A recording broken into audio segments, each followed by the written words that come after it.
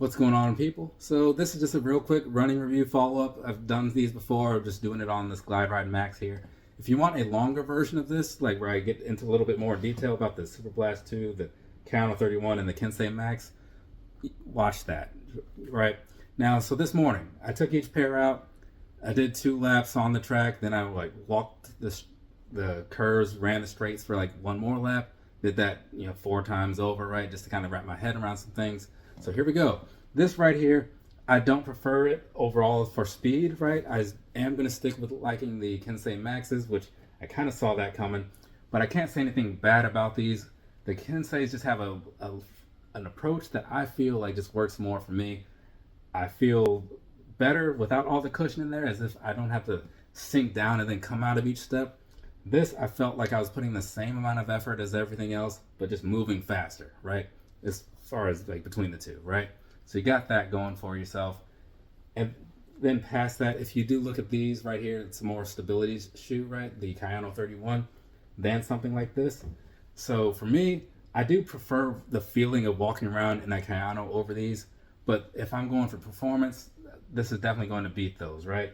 And price point wise, was it 180, 170, 160, 165, right? So pretty close, right?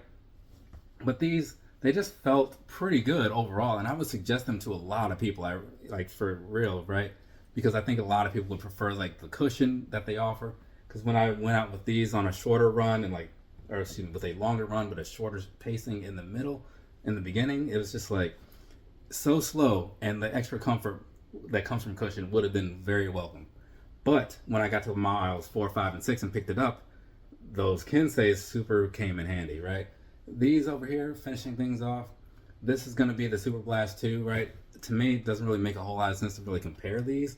I mean, you got a $30 price jump for one, and also like it's just a totally different approach as far as like everything about this. So these just blow these away, in my personal opinion, right? Like if you're going for speed or just overall comfort, like these just come in better. But looking at the other ones, because like they're a little closer in price, which makes sense to me, that's why I'm like focusing more on them. I would still say that this, even though it's not my preferred thing, I think for a lot of people it would be the preferred thing, honestly, because again, you got a lot of cushion down here, you got a nice upper, like your feet feel pretty secure in there. Again, like sprinting through things didn't feel so great, and I'm not a big fan on like the overly cushioned feeling, but I can't knock these at all. It's like the Nimbus of no blast or anything like that. So if you're seeing these and you're thinking about checking them out, go check them out.